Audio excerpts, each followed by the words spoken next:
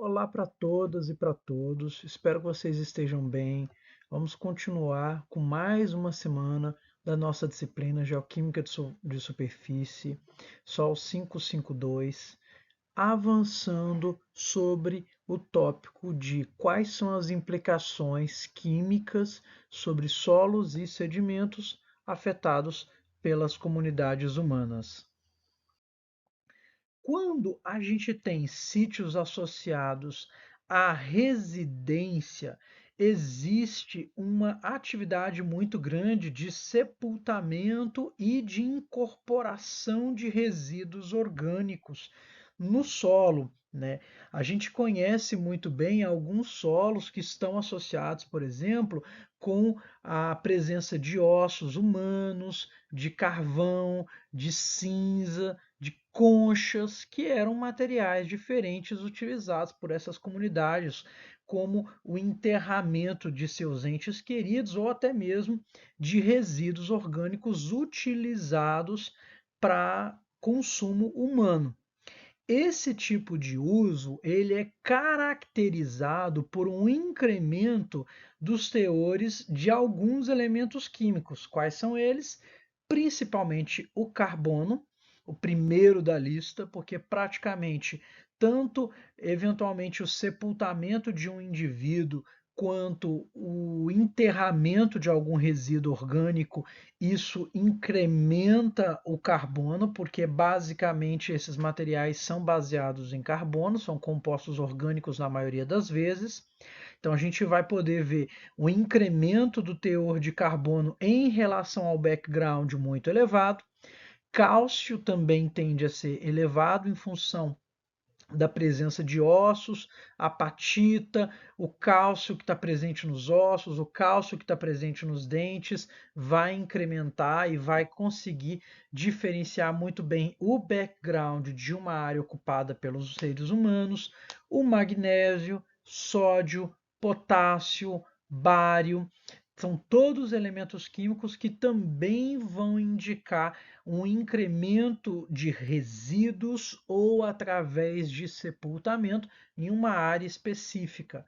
Outros elementos químicos também, como lantânio, zinco, selênio, fósforo e até mesmo césio, ou seja, alguns elementos químicos que a gente considera terras raras, eles têm um incremento muito grande em áreas aonde o ser humano teve o hábito de enterrar ou de incorporar resíduos orgânicos. Isso é uma coisa interessante, porque então a gente conhece agora quais são os elementos químicos que eu devo comparar numa área de background, numa área onde a gente não teve a influência humana, para uma área que está sendo estudada e que eu quero determinar com mais cuidado qual era o tipo de uso daquela porção.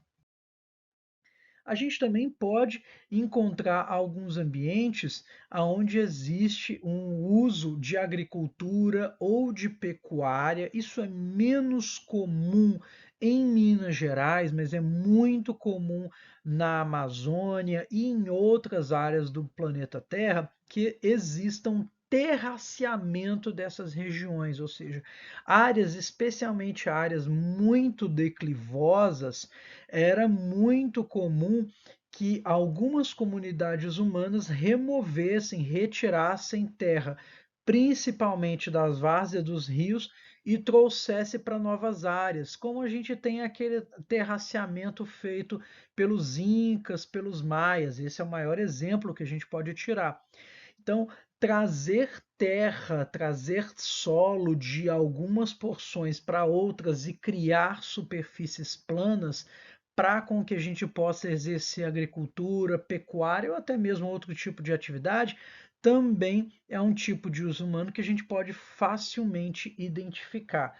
Pode facilmente identificar porque elementos químicos como boro, magnésio, manganês, níquel, fósforo, alumínio e selênio têm um padrão muito específico da região que foram produzidos. Então, se eu comparar o teor de manganês do background com aquela área, eu consigo identificar se houve um terraceamento. Eu posso, por exemplo, aqui nessa foto é muito didática, né? A cor já mostra para a gente que eventualmente há alguma sobreposição de material. Porém, se eu quiser detalhar melhor, se eu quiser confirmar isso, ou se a cor não estiver me ajudando bastante, eu posso comparar a composição química desse material próximo à superfície com esse material que está possivelmente enterrado. Analisando e comparando os teores de alumínio, por exemplo, eu posso avaliar, poxa, são teores bem diferentes. Então, esse material na camada superior, ele foi trazido e está cobrindo uma área, uma porção, perdão, que antes estava na superfície. E o homem trouxe esse material e agora, ou no passado, logicamente, recobriu essa porção para exercer algum tipo de atividade. A metalurgia, que é um interesse muito grande para o nosso curso aqui, né, é geralmente um uso que não se dá muita atenção quando a gente está estudando um sítio arqueológico, mas para o nosso caso vai ser extremamente interessante. É muito comum que alguns sítios arqueológicos no quadrilátero ferrífero, em Minas Gerais, em porções que a gente tem uma riqueza mineral muito grande, que alguns desses sítios estejam associados a um passado de fusão e de beneficiamento de algumas porções. E aí, para isso, a gente deve se atentar para alguns elementos químicos que são justamente aqueles elementos químicos os quais a gente sabe que estão associados a esse tipo de uso. Então, comparar os teores de ferro, de chumbo, de prata, de ouro, de cromo, de cobre nesses sítios com sítios vizinhos também nos permitem identificar usos específicos. E aí é interessante, porque a gente já sabe que os teores nessas regiões tendem a ser altos porque são áreas de interesse mineral. Porém, o uso da metalurgia, de fusão ou de algum tipo de beneficiamento naquele sítio específico vai tornar aquele ambiente um outlier, vai tornar aquele ambiente uma área de concentração ainda mais elevada do que a vizinhança e, consequentemente, nos permite sim identificar que naquela porção específica existia algum tipo de atividade humana que está pontuada, que está assinada pela composição química do solo.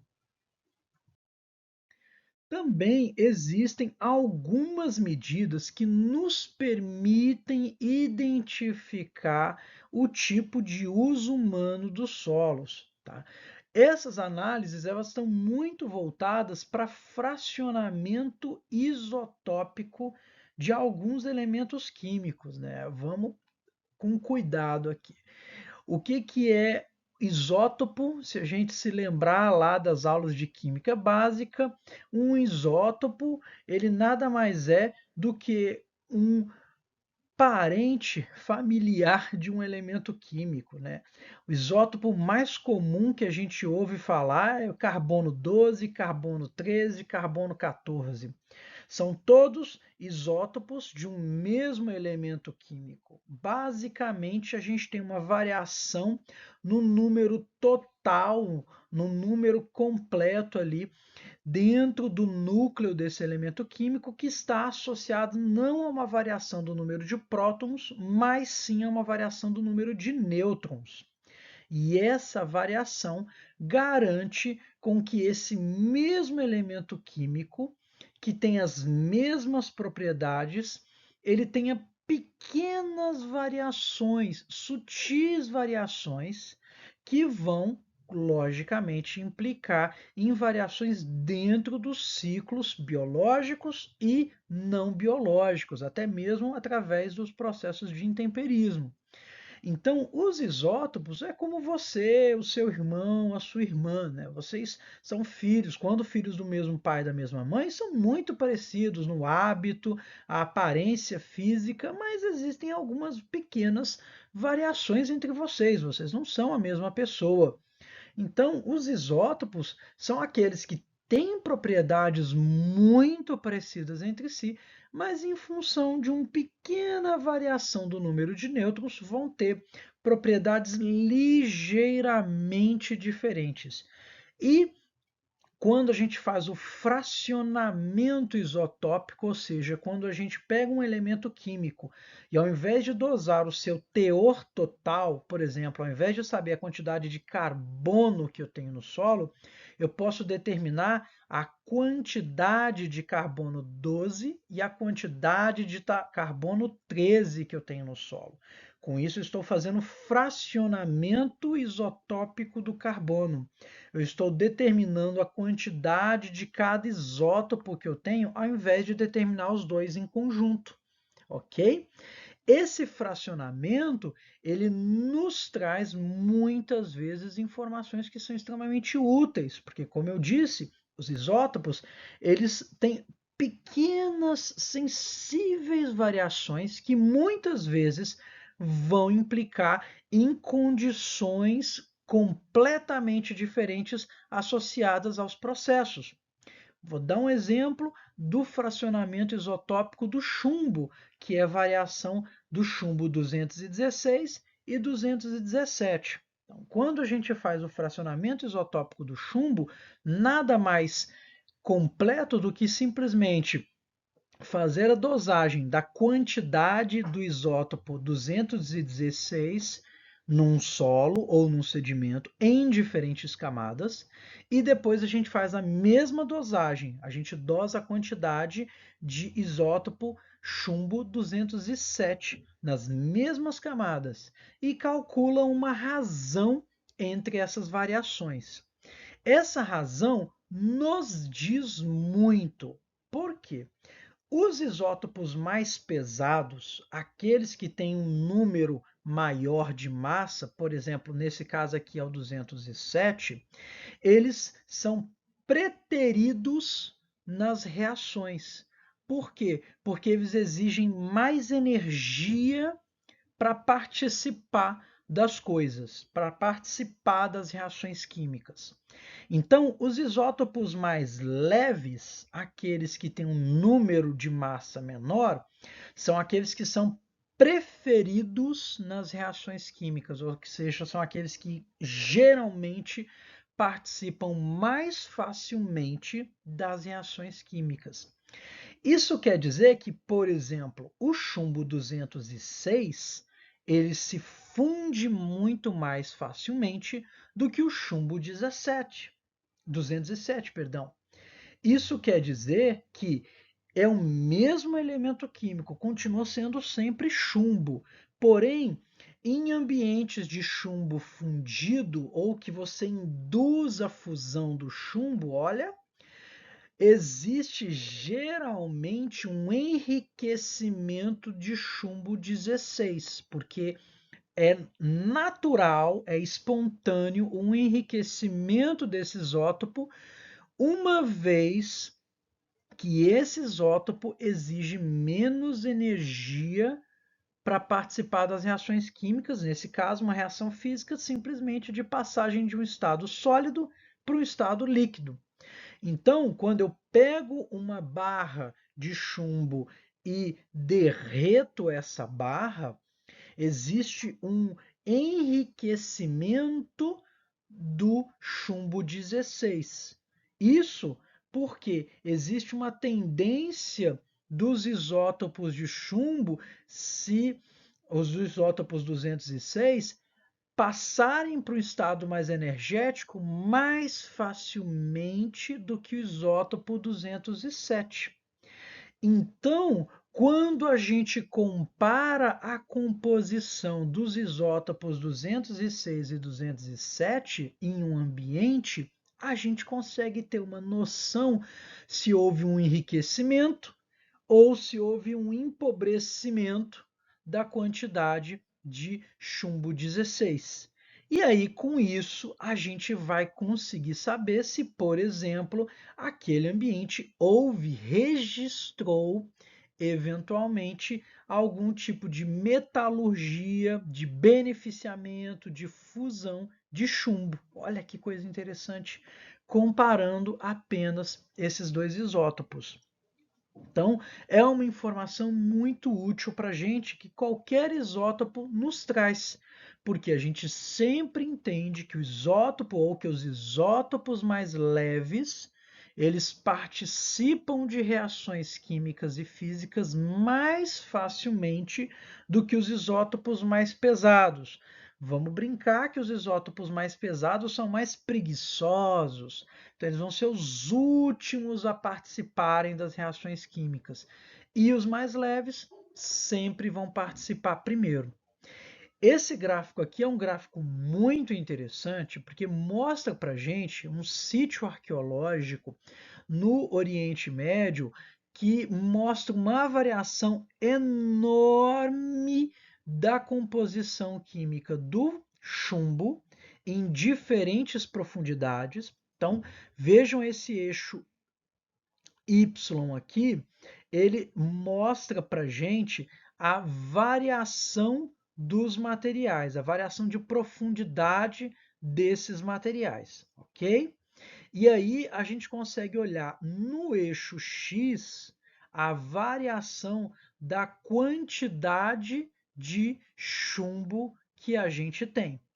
Então, eu consigo avaliar aqui, por exemplo, a variação ou uma variação do teor de chumbo desde aquelas profundidades mais acentuadas aqui a, por exemplo, uma profundidade de 1.000 centímetros, de 10 metros, até mesmo materiais bem próximos da superfície. E eu consigo avaliar que esses materiais eles tiveram uma variação bem grande em função das diferentes fases que foram identificadas. Então, a variação do chumbo por si só já indica para a gente uma coisa, não é? Quando eu vejo aqui, por exemplo, um período que essas amostras foram datadas, um período que coincide com um pré-holocênico e com a fundação de cidades que foram extremamente importantes, com o período romano, com o período arábico, com o período de influência bizantina. Existe uma assinatura geoquímica do chumbo completamente diferente entre essas fases. Ótimo, muito interessante. Mas eu também consigo perceber aqui um fator de enriquecimento, ou seja, a comparação entre esse chumbo com o chumbo do background, mostrando quais são aquelas fases que mais houve incremento de chumbo, ou seja, aquelas fases onde o teor de chumbo está muito maior do que o background. E eu consigo também analisar uma variação dessa razão entre chumbo 206 e chumbo 207, mostrando para gente que existiram fases muito específicas de atividade de metalurgia nessas áreas, com chumbo, com o enriquecimento do chumbo 206, e existiram fases que não necessariamente a gente teve esse tipo de atividade. Então, algumas fases eu posso até eventualmente encontrar muito chumbo, teores elevados de chumbo, mas não necessariamente a gente teve beneficiamento e fusão de chumbo incorporado àquele material, porque não era a matéria-prima utilizada para aquilo. Por outro lado, eu posso ter camadas, estratos de solo que esses sim apresentam teores elevados de chumbo e que também marcam um tipo de beneficiamento específico usando esse material. Por quê? Porque se torna matéria-prima. Quando a gente muda eventualmente alguns desses períodos, é lógico que a fonte de material utilizado para, por exemplo, confecção de armas ou de moedas, ele pode variar. E com isso, logicamente, a composição isotópica vai me mostrar, mas os teores totais não. É essa que é interessante, é um mote que essa composição isotópica pode nos trazer. Ela vai além da composição química total, mas vai mostrar para a gente também uma variação do uso que pode estar associado àquele ambiente. O delta carbono 13, que é uma variação isotópica entre carbono 13 e carbono 12, também é muito interessante, porque ele serve para mostrar para a gente variações da natureza de compostos orgânicos. Então, quando eu monto um gráfico com diferentes profundidades, tal qual esse que a gente está vendo aqui na frente, e tal qual esse gráfico, eu consigo ver uma oscilação muito grande da composição isotópica, variando carbono 13 e carbono 12 em diferentes profundidades, me mostra que esse material orgânico ele tem origens diferentes. Ou seja, a comunidade humana que ocupava aquela área ela ora incorporava um material orgânico de uma composição, por exemplo, associada a seus rejeitos, e de repente houve uma mudança na alimentação dessas pessoas que, logicamente, influenciou no tipo de rejeito que estava sendo incorporado, de dejeto que estava sendo incorporado ao solo, ok? Ou então até teve uma mudança da ocupação humana, de uma nova comunidade ocupando aquela área e, consequentemente, com diferentes hábitos, a composição do material orgânico é diferente. Então, uma coisa que eu quero ressaltar aqui é que esse fracionamento isotópico, ele nos permite enriquecer o tipo de informação que a gente consegue extrair dos nossos ambientes. Ele vai além de simplesmente falar: aqui tem muito carbono, aqui tem pouco carbono, aqui tem muito chumbo, aqui tem pouco chumbo.